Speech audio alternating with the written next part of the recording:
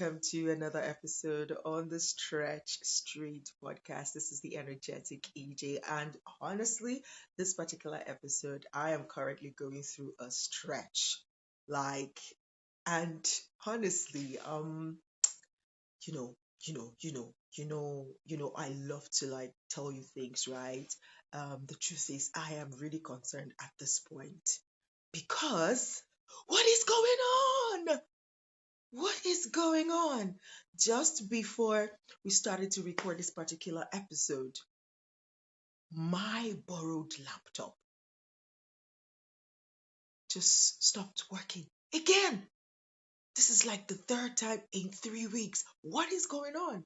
But guess what, guys? Yes, that is what the stretch street is about. Like, for me, this whole experience this season, other than Neat needing me to go behind the scenes and like really question what is going on, is I feel like life is really trying to ask me, like, are you really sure? Like, are you really sure you really want to do this? And guess what? Just after a couple of weeks of celebrating 150th episode, as if it's like, okay, you did 150, we're gonna come at you now. You're not going to go further. I'm like, nope, nope, nope, nope, this is not happening. And as we start this particular episode, I just want to say thank you to my guest, Trang, who is the one actually helping to record this now. What are the odds? Can you imagine that? Isn't it also beautiful that on a day like this, I am having to record with a fellow podcaster. So she has all the things set up and it's like, you know what? Let me do the recording and I will send you the files afterwards. I'm like, yes. So we're doing it. So when I talk about, you going through your stretch season and the life lessons you've learned from it, it's not because I don't have my own stretch stories, Even just being, the host of the show alone is stretchy on itself on days where, tech is just going to go all like develop a mind of its own and just behave the way they want to behave. And honestly speaking, at first I was honestly totally down. Like, you know what? Maybe this is not supposed to happen. But again, another thanks goes to my guest who was like, you know what? I could give you a couple of minutes, to see if we still want to do this or not. And, just after taking some deep breaths and, saying no, I don't back down when there is challenges. And, part of my affirmation on a daily basis is that no matter what difficult situation comes every day, I am ready to face it and I have the capacity to solve problems. Okay, so this is me just telling you that even on your journey, so if you're watching this and you're a podcaster like ourselves, there will be days like this, all right? And these kind of days are there to test if you truly are in this for the right reasons. Otherwise, you're like, you know what? I'm done. I can't do this, right? But we are not like that anyways. Let me speak for myself. I am not like that because I am determined. I know that beyond just being here in your face week in, week out, this is an assignment for me. I know that there's somebody who needs to watch this, who needs to hear this particular story I just shared and go, oh wow, okay. So even when things are not working in my direction, I can actually change my attitude and still get the work done. I hope this intro, which is not the regular intro, I hope it has inspired you to sit with us today because today on the show, I have a guest all the way from, I think it's Australia, right? Even though you're traveling right now. Yeah, correct. I am from Australia, but I am currently living in Bali. Yeah. I'm in Bali at the moment, but I'm an Australian in Bali. Yes. Okay. Oh, fantastic, right? So, yes, absolutely. My guest today is Strang. And so your last name you have to pronounce for me when I start to ask you questions. Okay, Yes. it sounds African in a way. It sounds Nguyen. Nguyen, if I'm going to pronounce it like an African name, but Ooh. you will tell me how to pronounce it. Anyways, guys. Yes, so today on the show I have my guest from who is Australian but currently in Bali. Bali is a beautiful place. I haven't been, but I've heard a lot about the place. Hopefully, someday I'm going to visit and see the beauty by myself. Anyway, so today, Trang is going to be sharing with us her stretch story as it relates to imposter syndrome. And if you've been with me for a while, you would know that, I've talked about this a bit. At some point, I even had a whole session with my son who actually, took us through a whole session about imposter syndrome. And I learned a lot from that session. It's on my YouTube channel if you want to go check it out, my personal YouTube channel. And so I am, eager and excited to hear Chang's story as it relates to imposter syndrome, how she dealt with it, and some of the vital life lessons that she has learned from her journey so far. All right, so don't go anywhere. Sit back, relax as we get into the story. But before we do that, if this is your first time watching this on YouTube, please click on the subscribe button right now. Turn on notification so that you are notified every time I drop a new episode. And if you're listening to this on any of your listening platforms, please also you can favorite us there. You can send us messages on Spotify if you're listening on Spotify. You can answer the question that is on Spotify. You can interact with us, and have your responses, pinned to that particular episode. And if you're listening anywhere else, favorite us there. Share with somebody who needs to hear this particular episode. Before we go into the story, let me go and introduce Trang the Stretch Street Way. Hi, Trang. How are you doing today? Thank you so much for being patient and for just being that support system for this particular episode. How are you today? I am very well, EJ. Thank you for having me. And you know what? It's a pleasure for us to work together as a team and to make this episode happen. Because, like you said, we could have completely stopped and decided to do it another day. But we're like, no, this is the Stretch Street podcast. We do not back down. When we are stretched, we lean into it. So you're on your phone right now. I don't think you can use your microphone as you usually would. And we're using a completely different recording software, but we made it work. We're here. Absolutely, absolutely, absolutely. Thank you so much. So let's start with you pronouncing your last name for us. Yeah, absolutely. So my full name is Trang Nguyen. That's how I pronounce it, although it's a Vietnamese surname. So there's no right or wrong way to translate it into the English pronunciation. But yeah, my parents are immigrants from Vietnam. I was born in Australia, so I am Australian, and I'm living in Bali at the moment. So that is a little bit of my background, bit of context. Fantastic, love it. So if I was to ask you, what do you do? And if you had to tell me in one sentence, what would it be? Whew, one sentence.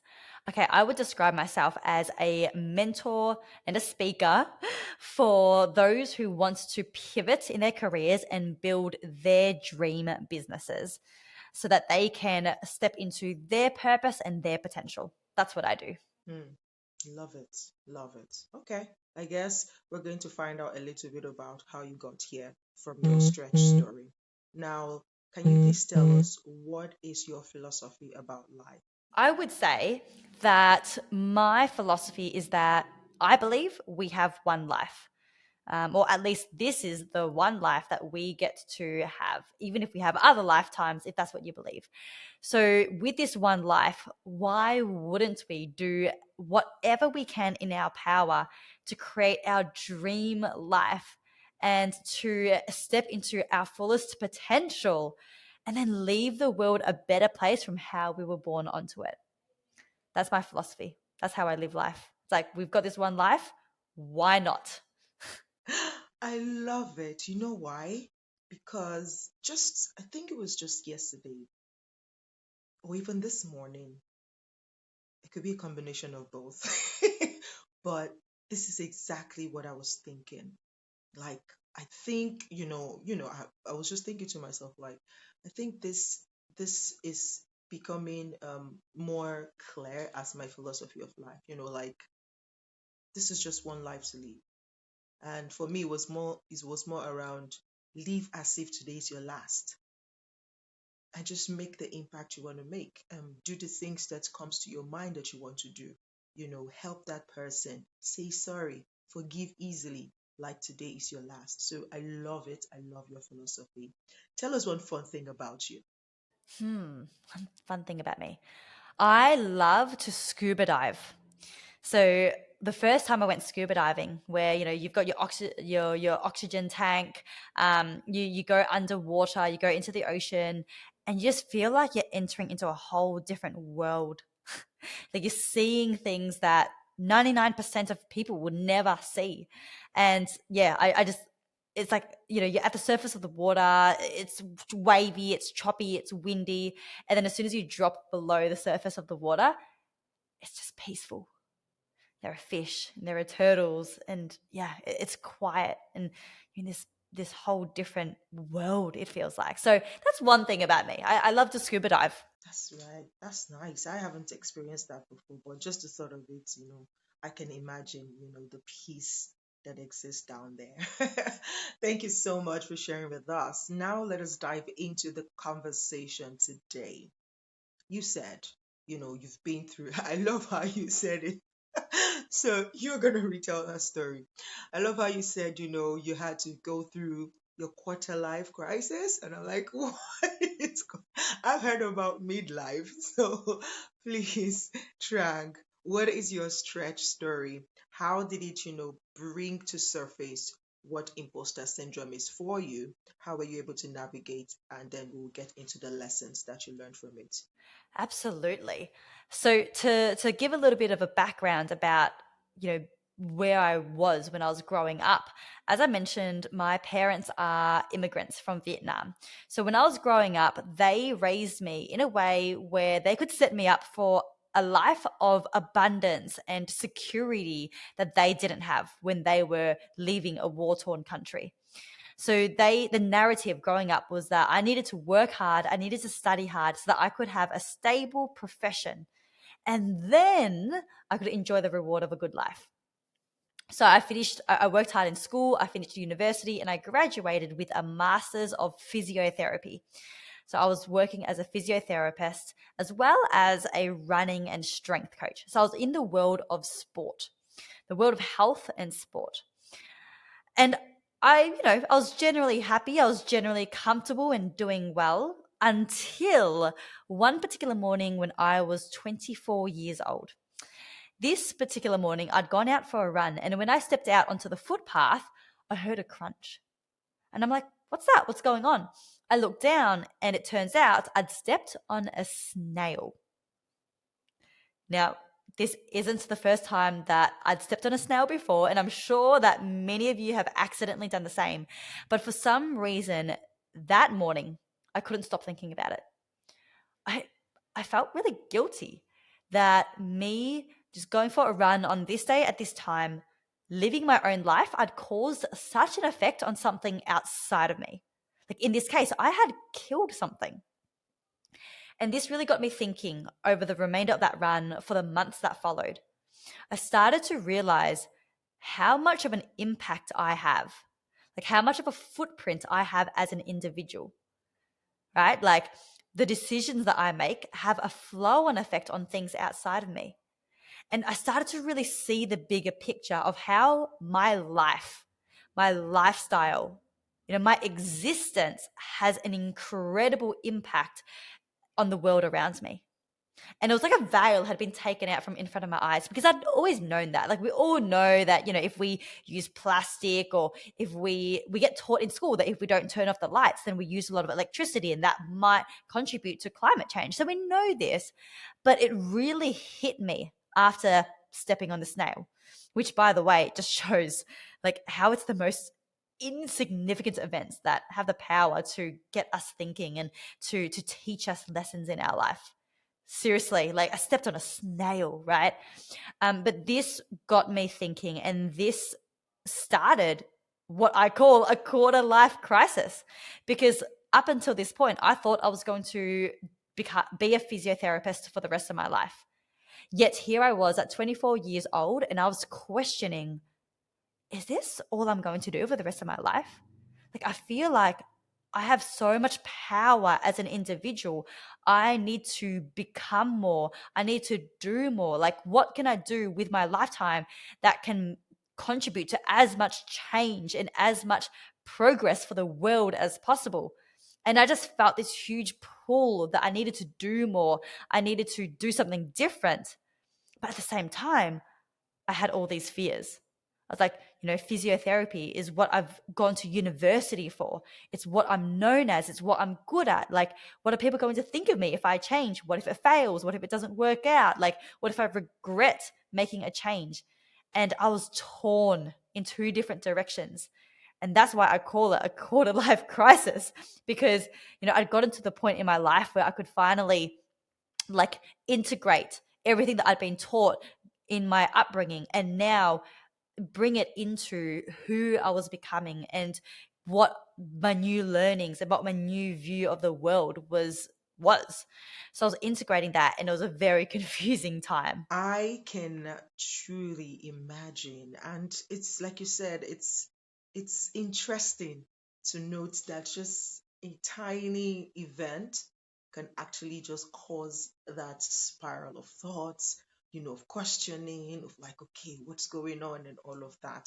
So how would you then tie that story? So I am assuming like, from all the different questions and the fears and all of it, is how you came to, or you came about to know that, okay, actually, what I'm feeling here is imposter syndrome, feeling like I'm not good enough, I can't make the change. Who am I to decide I want to change the whole trajectory of my life when this is what I've gone to school to study, this is what I'm already known for, this is what I'm good at, So, how were you able to navigate that mind shift to then say, you know what? I think I can do this. I can give it a shot. I can actually, rearrange or, refocus my life to another area that I feel I'm being called to. Yeah, that's exactly it. What you just described. How I navigated that was I started to create space in my life to do more reflection.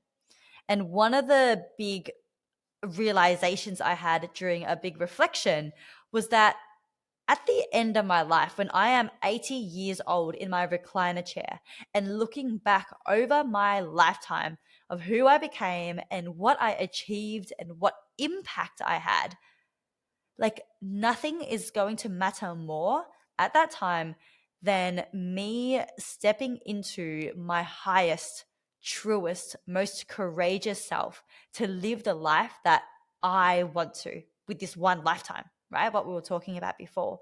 So I actually did an exercise. I went to a retreat with my life and business coach, and I did an exercise called the deathbed visualization, where we go into this meditative state and we visualize the end of our life. And there are two scenarios.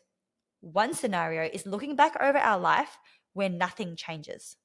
So from now towards the end of our life, we don't make any major decisions, nothing major changes. We stay on the same trajectory for the rest of our life. So that's the first scenario. And we look at that and we say, how do we feel?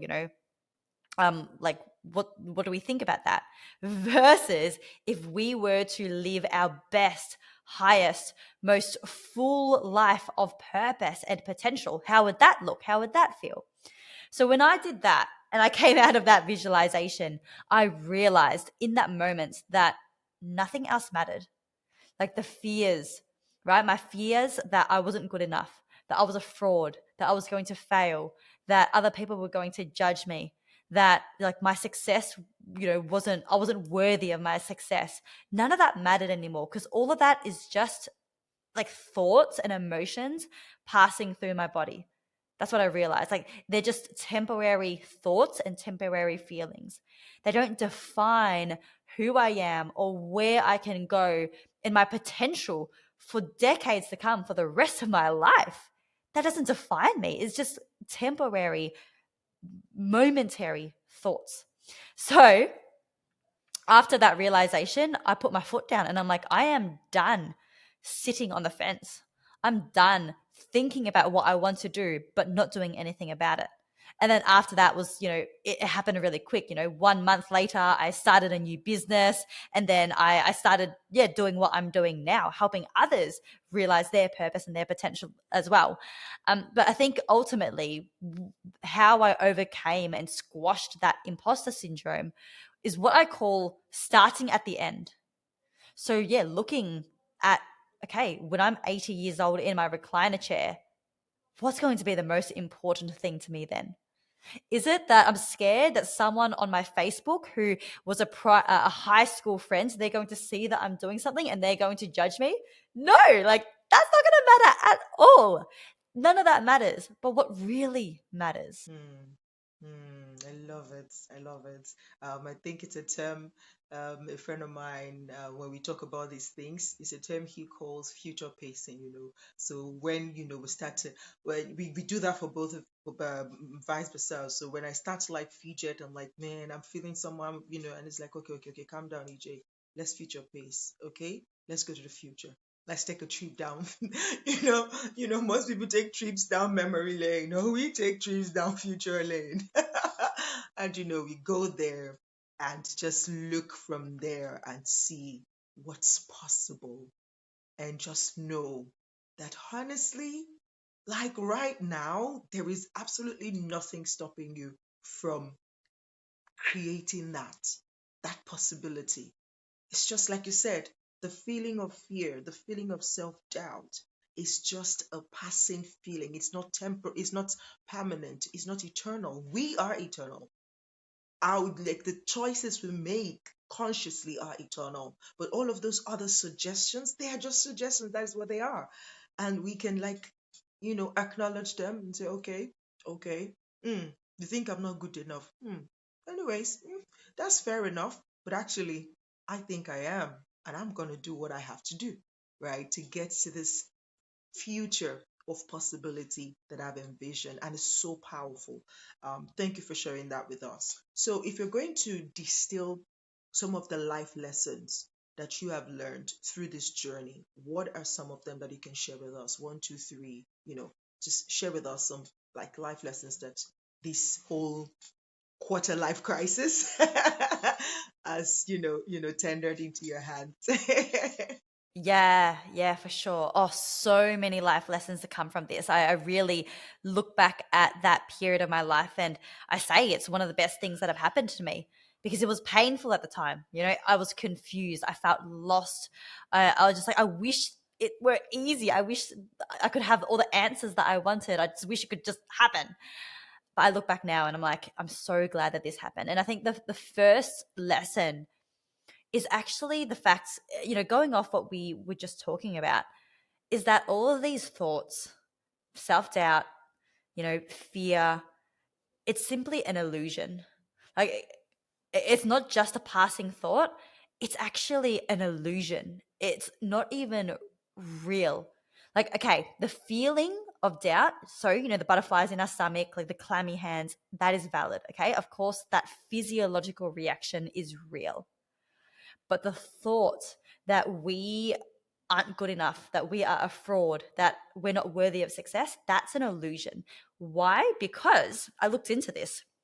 Us humans, we have a psychological bias.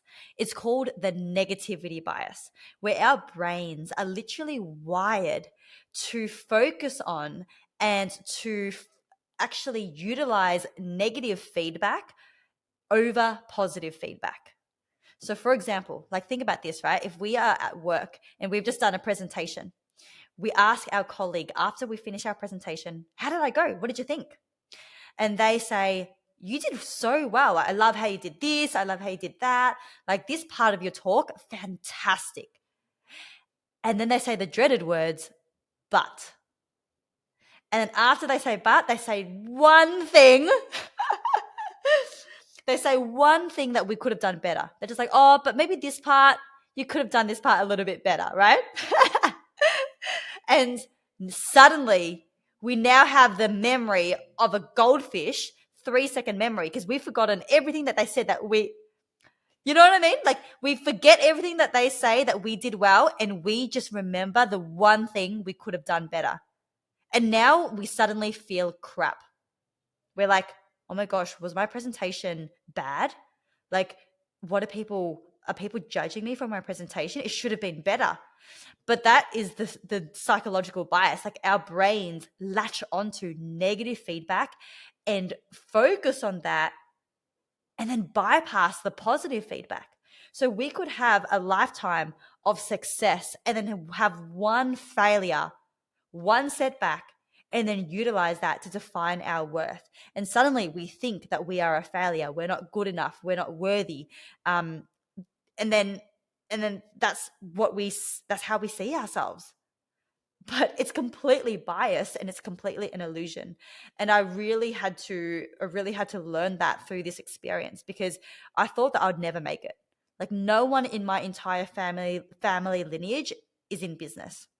I knew nothing about business. So I thought that I'd never be good enough to do business. Yet, within 1 year, 2 years, 3 years, I've been able to build it up to, yeah, you could say, live the dream life. So we have to give ourselves a chance. We have to give ourselves a chance to show ourselves what we are capable of and to expand our limits. Yeah. That was the first learning, a huge one. Very huge. Very Yeah. huge. Yes, please. Is Yes. there more? Is there more? Oh, yeah. So many Let's be the more. Oliver twist. Please share more. Yes. Okay. More. Yeah, just share with us two or three and then we'll wrap this up. All of the learnings. Um, the second one is that it is never too late to change and to follow our truth. And I know that you've probably heard this before, right? It may seem cliche, but Yeah. it's never too late. When I was 24 years old, I thought I was too old to change paths. I thought it wasn't even, I know, right? I know, it's so funny. Like, seriously, when I was 24 years old, when I was going through this quarter life crisis, one of the thought processes in my head was, well, I've gone to uni for 4 years. I've worked for another 4 years as a physiotherapist. Like, what's the point of changing now? It's like too late. Is it even worth it to change? And I look back now, that was only 4 years ago. So I'm 28 years old now. I look back and I'm like, what were you thinking, you Look little at all you baby? would have Like, missed.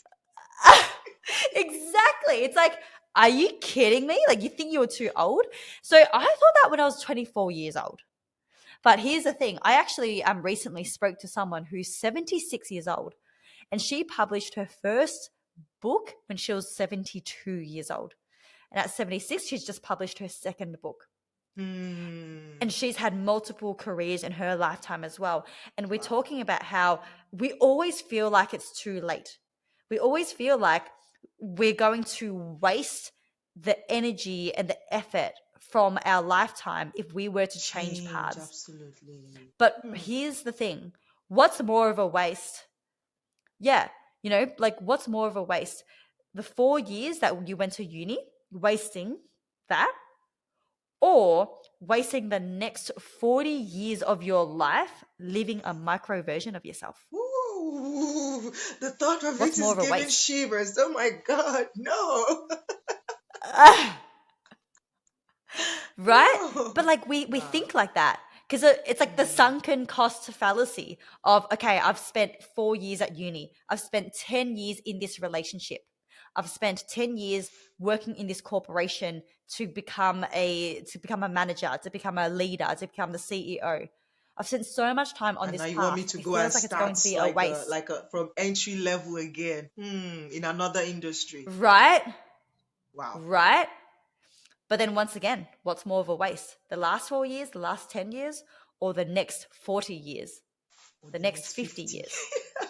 Because I So don't know good. about So you. good. So good. Yeah, I don't know about you, but what matters most isn't what's already happened, but what is yet to come. And that is the only thing that matters. That is the only thing that Yes. we could potentially waste and lose. So let's not waste an extra day, an extra moment. Hey. So good. So good. Yeah, I know. yeah. Like at this point, I feel like you have a bag, like a truckload of these lessons that you can just like, do you want more? Do you want more? I can just take a deep and bring another one. I'm But I telling can you. say for sure that these two that you have shared are so powerful that if anyone listening to this or watching this right now would just run with those two, they would actually make a significant change in their lives in the next, like you said, it's just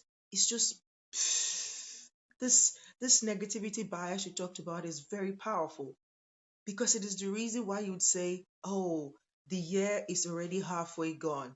What's the point writing a new goal?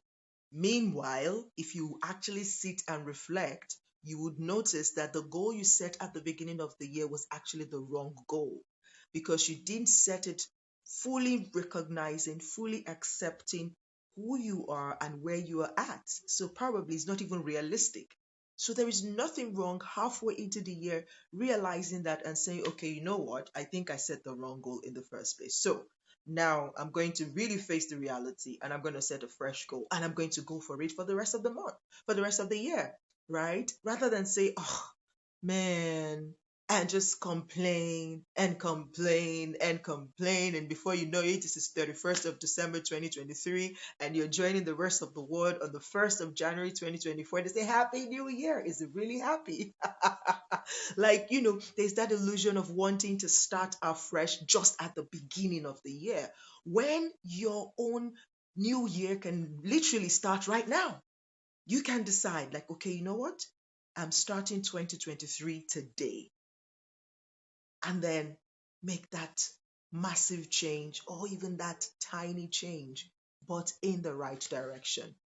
Honestly, I am so grateful that you also did not like say, oh, okay, you know what, let's do this another time. But you like, you know what, can we try this? And this actually speaks to what you currently do as a coach, as a mentor, to help people just dive in, And I want to say thank you, Trang, for playing a role in allowing this particular session holds today. One of the things that also keeps me going, especially when things like this happen, is that I just feel like when there are like distractions of this sort, it means that there is something in this particular episode that somebody really needs to hear that is going to change their lives.